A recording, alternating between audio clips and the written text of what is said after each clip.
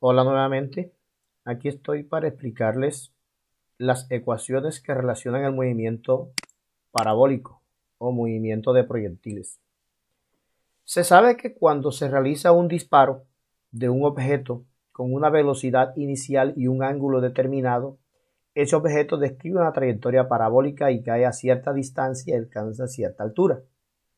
Bien, como esa velocidad inicial forma un ángulo θ, entonces esa velocidad inicial forma un triángulo rectángulo con el eje X, de tal manera que podemos obtener la velocidad inicial del disparo en X y la velocidad inicial del disparo en el eje Y.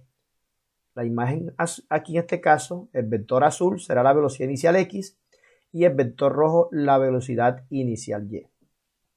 Aplicando las razones trigonométricas seno y coseno a este triángulo rectángulo, observamos que seno de θ es opuesto hipotenusa, rojo, que es B inicial Y sobre BI.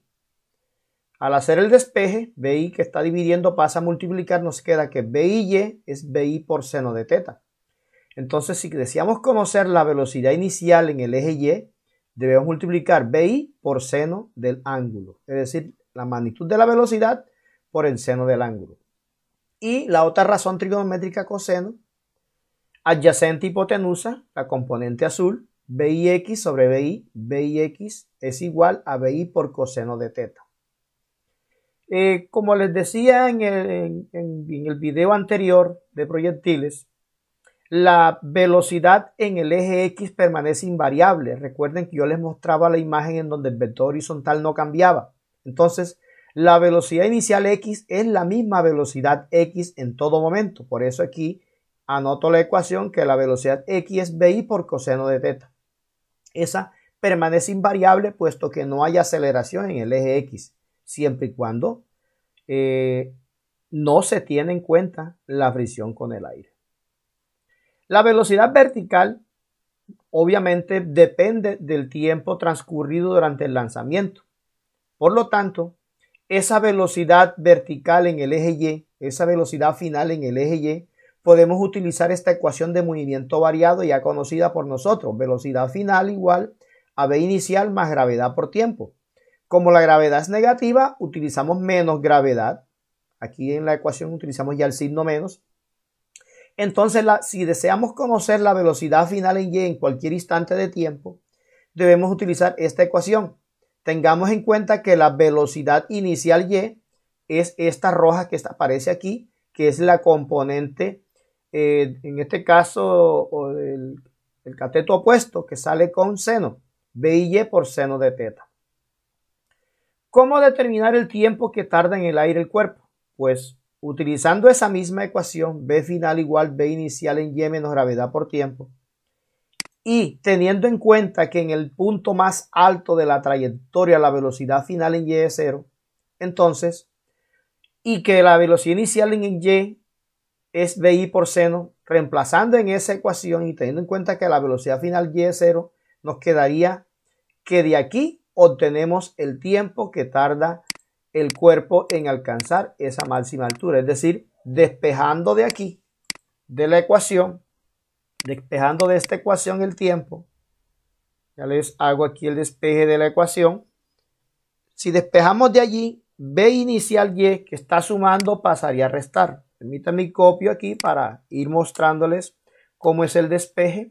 B y Y que está sumando en el lado derecho lo pasamos a restar, menos, y queda igual menos gravedad por tiempo. Luego la gravedad que está multiplicando pasaría a dividir del otro lado de la ecuación y tendríamos el despeje del tiempo. Aquí la gravedad que es negativa pasaría debajo menos G y quedaría que el tiempo es igual a B final Y menos B inicial Y. Tengamos en cuenta que B final Y es 0. Entonces nos daría menos la velocidad inicial Y entre menos gravedad menos entre menos nos va a dar más. Entonces de esta forma obtenemos el tiempo que tarda el cuerpo o el proyectil en llegar al punto más alto de la trayectoria. Si tenemos ese tiempo, como tal, entonces ese es el tiempo que tarda en subir. Si queremos el tiempo de vuelo será el doble de ese tiempo que hayamos encontrado. ¿Cómo determinamos el alcance máximo vertical? Pues como en el eje Y se trata de movimiento variado, podemos utilizar esta ecuación Y igual B inicial Y más B final Y sobre 2 por tiempo. Este tiempo que aparece aquí es el tiempo que tarda en subir, porque vamos a determinar el tiempo que tarda, la altura máxima, y la altura máxima se cumple cuando el tiempo es el tiempo que tarda en subir.